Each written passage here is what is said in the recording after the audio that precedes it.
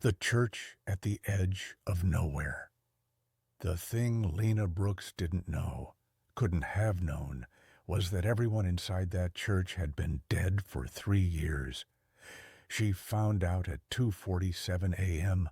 on Highway 84, 12 miles outside Abilene, when her Freightliner started coughing black smoke and the engine temperature gauge climbed into the red.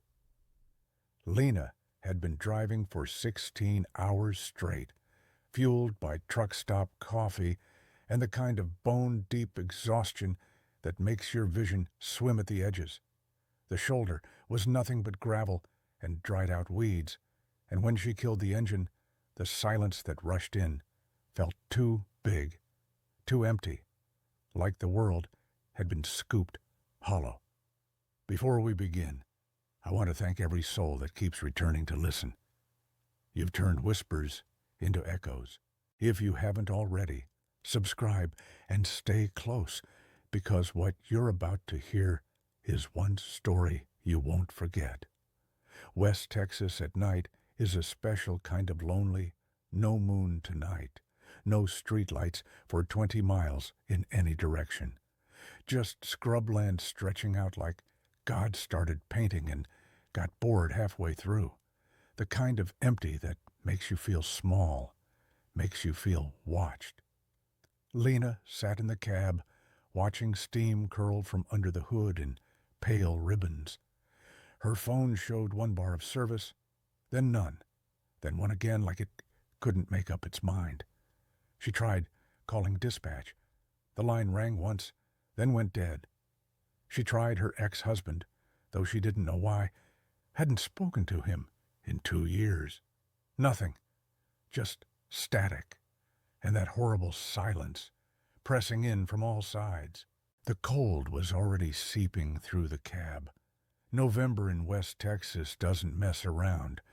By dawn it might hit 40 degrees, but right now it was somewhere in the low 30s and dropping.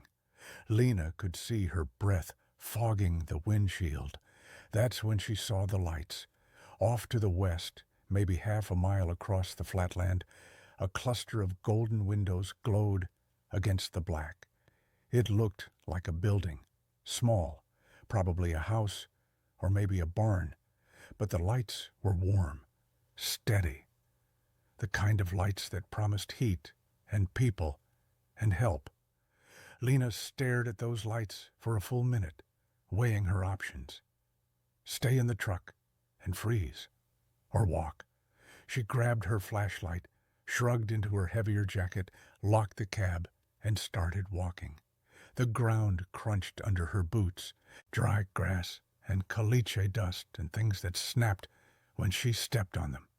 Her flashlight beam cut through the dark, showing her nothing but more nothing, dead brush, the occasional cactus, flat emptiness going on forever.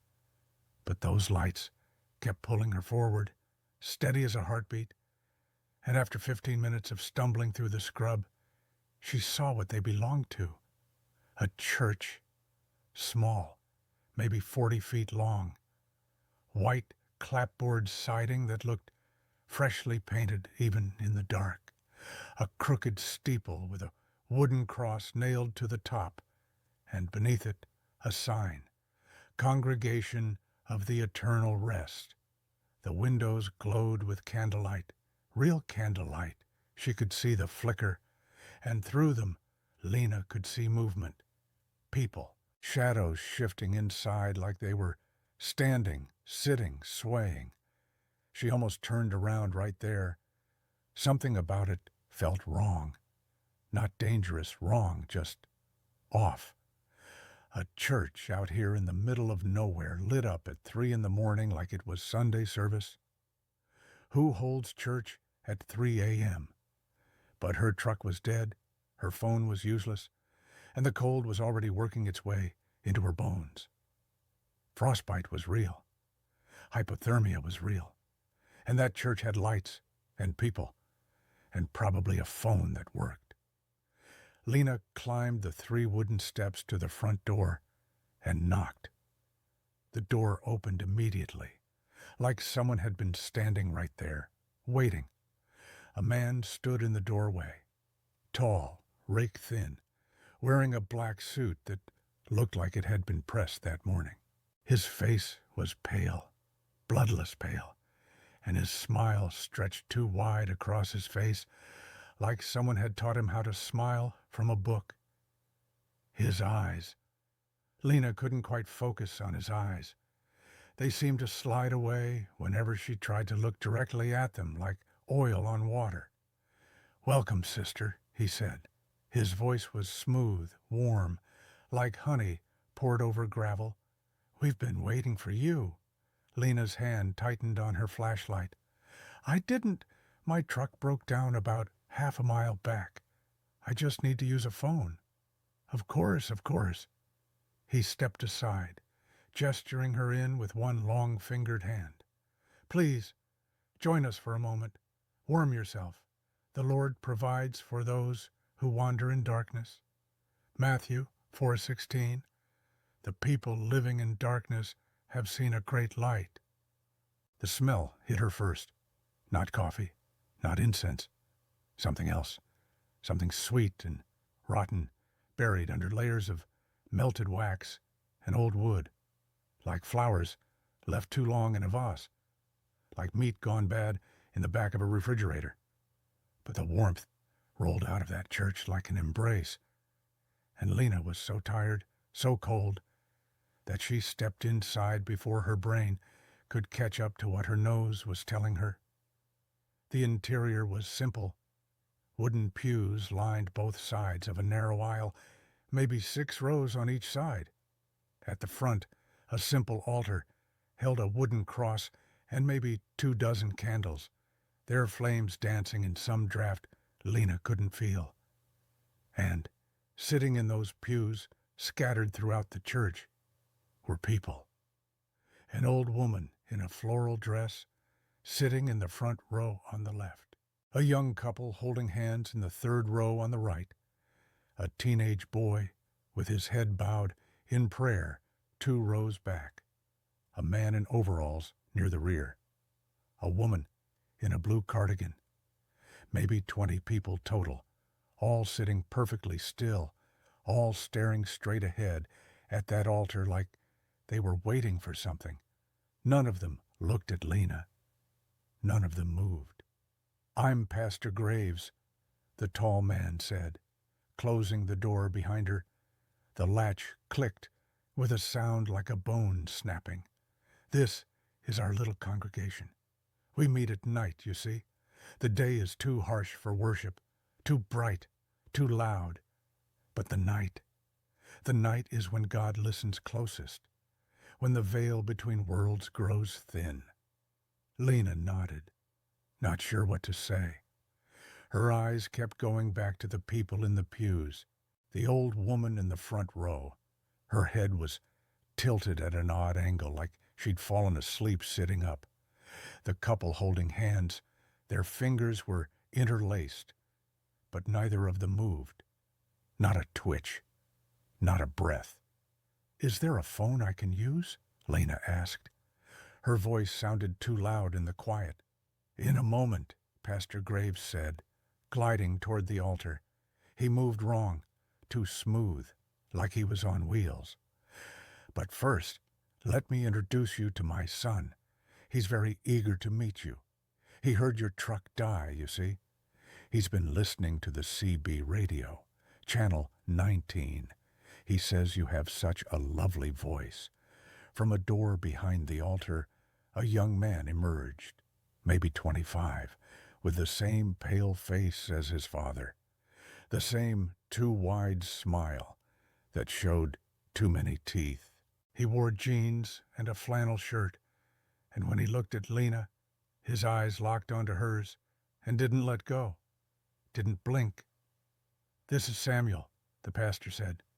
"My son, my blessed boy, my right hand in the Lord's work." Samuel nodded slowly. "It's good you came, Lena. We've been praying for someone, praying so hard. Luke 15:4. Suppose one of you has 100 sheep and loses one of them.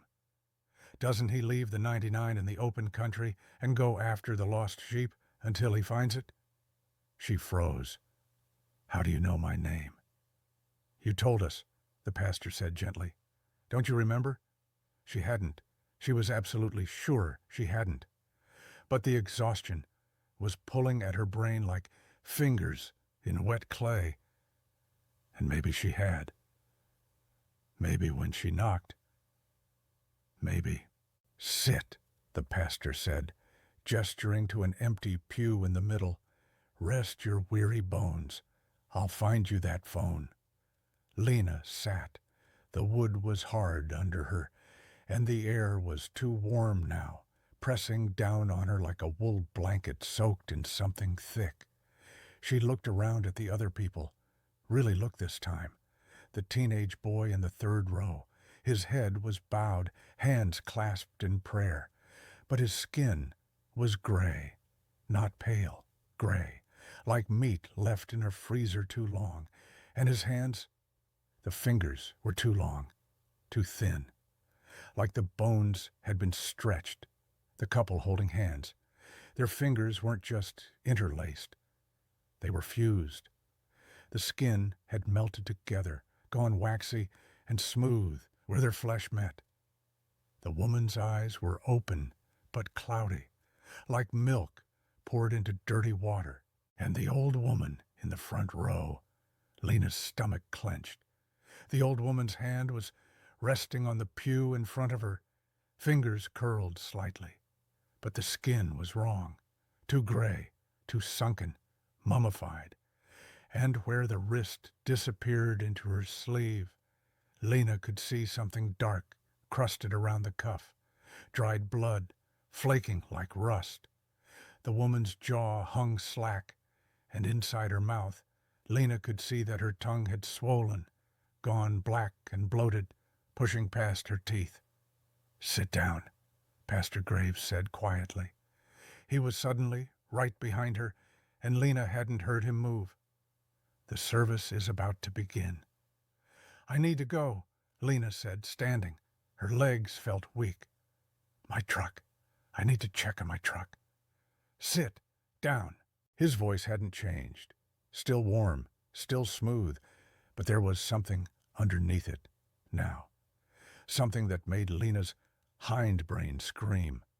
Samuel moved. Fast. Too fast for something human. 1 second he was at the altar. The next he was blocking the door, his hand on the latch. His smile was gone. His face was blank, empty, like someone had erased it. You can't leave yet, he said quietly.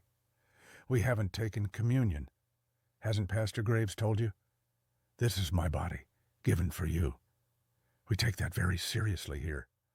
Lena's hand went to her pocket, fingers closing around her keys. The flashlight was still in her other hand, heavy, solid. Behind her, she heard movement, the scrape of wood on wood, the rustle of fabric, the wet sound of joints, moving that shouldn't move anymore. She turned. The people in the pews were standing, all of them, moving in unison, their heads turning toward her with slow mechanical precision, like rusted gears grinding into motion.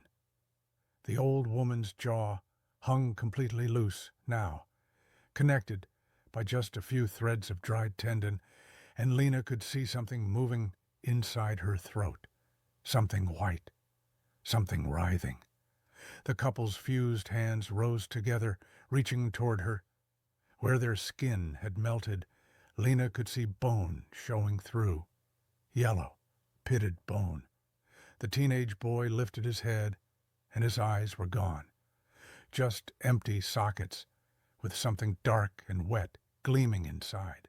The man in overalls opened his mouth, and his tongue fell out. Just fell, hitting the wooden floor with a wet slap. But he kept smiling, kept moving forward, and where his tongue had been, Lena could see his throat was packed with something else, something that moved. They need to feed, Pastor Graves said. He was at the altar now, his arms spread wide like Christ on the cross. his face split by that terrible smile. It's been so long since someone came to our little church. 3 years, Lena. 3 years since we had fresh meat for the sacrament. 3 years since we could offer the Lord proper communion. The body and the blood, Lena. We need the body, we need the blood. The congregation moved closer, shuffling, dragging their feet. The sounds they made weren't human. Wet gasps, clicking joints, the rustle of dried skin pulling away from muscle. Lena ran. She didn't think, didn't plan.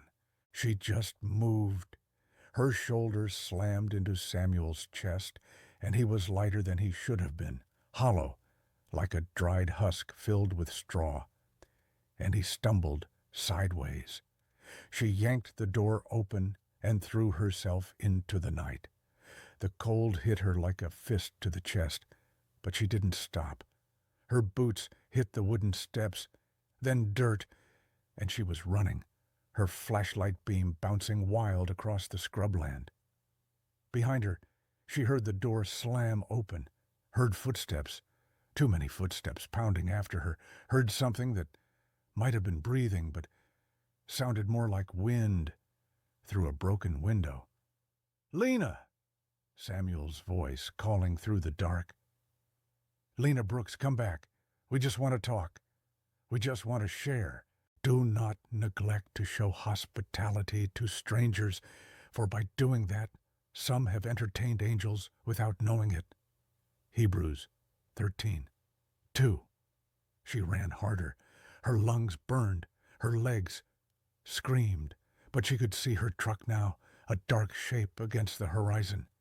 And she pushed toward it with everything she had. Something grabbed her ankle. She went down hard, her chin slamming into the dirt. Blood filled her mouth. The flashlight flew from her hand, spinning away, its beam cutting crazy circles through the dark. She twisted, kicking, and saw the old woman crawling toward her on hands and knees, her floral dress dragging through the dust. The woman's fingers were bone, just bone, stripped clean of flesh, and they dug into Lena's jeans with terrible strength. The woman's face was inches from hers now. The black tongue pushed past her broken jaw, and Lena could see what had been moving in her throat.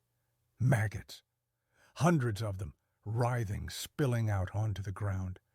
Lena screamed and kicked, once, twice. The woman's jaw came completely loose, hanging by that last thread of tendon, and she made a sound, a wet, gurgling moan that turned Lena's stomach inside out. She kicked again, and the woman's grip broke. Lena scrambled to her feet, grabbed her flashlight, and ran. The truck was close, so close, she could see the chrome bumper catching starlight. 20 feet, 10, 5. The CB radio crackled to life inside the cab. Lena Brooks, Samuel's voice, soft and sweet and horrible, pouring out of the speakers. "Channel 19. Can you hear me, Lena?" She yanked the truck door open and dove inside, slamming it behind her.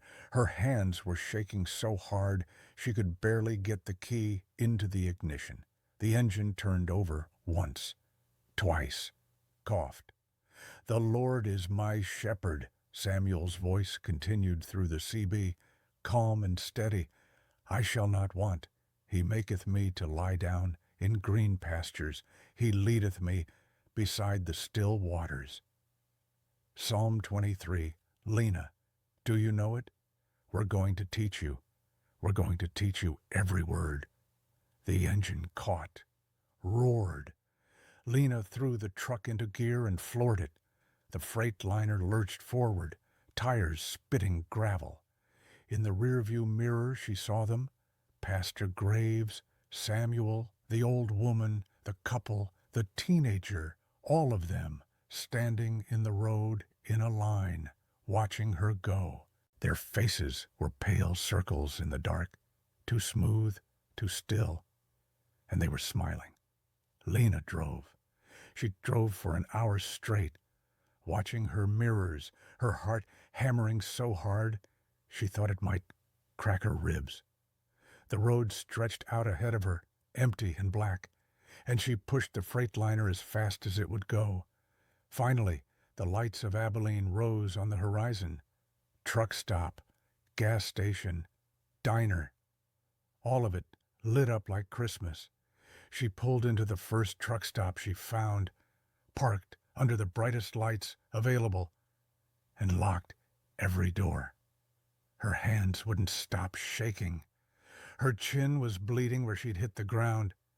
She could taste copper and dirt.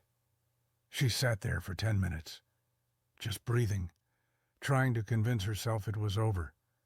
A hallucination, exhaustion, too much coffee and not enough sleep, and the mind does funny things when you push it too far. That's all it was. That's all it could be.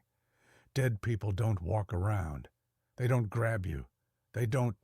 The CB radio crackled. Lena Brooks. Her blood went to ice. Samuel's voice, clear, close, like he was sitting in the passenger seat right next to her. You left before we could give you communion. That's a shame. The body and the blood, we saved them for special guests. For my flesh is real food, and my blood is real drink. John 6:55. We wanted to share with you, Lena. She grabbed the radio, her finger hovering over the power button. But don't worry, Samuel continued, his voice dropping to a whisper. We know where you're going. We found your paperwork in the church. Such a beautiful address.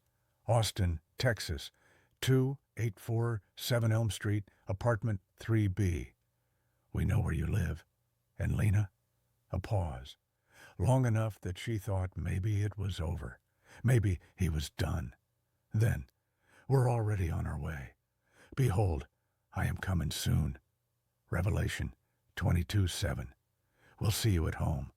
We'll be waiting in your living room, in your bedroom, in your closet. And when you come through that door, tired and worn from your long drive, we'll be so happy to finally finish the service, to finally take communion together, the body, the blood, all of it. The radio went silent. Lena sat there in the truck stop parking lot, surrounded by light and noise and other truckers and people, and realized with creeping, crawling horror that she was 300 miles from her apartment, and Samuel already knew the address. She looked at the CB radio, then at the road stretching west toward Austin, then at her hands, still shaking on the wheel. Somewhere behind her, in a church that shouldn't exist, something wearing human skin was climbing into a vehicle, starting an engine, pulling onto Highway 84, coming for her. And it knew where she lived. It knew her name. It knew everything. Lena turned the key. The engine rumbled to life. She stared at the road ahead, the long dark road home, and realized she had two choices: drive home and face whatever was waiting, or drive somewhere else and let them find her anyway. She put the truck in gear, and somewhere in the dark behind her, just past the edge of the truck stop lights, she saw headlights flicker on.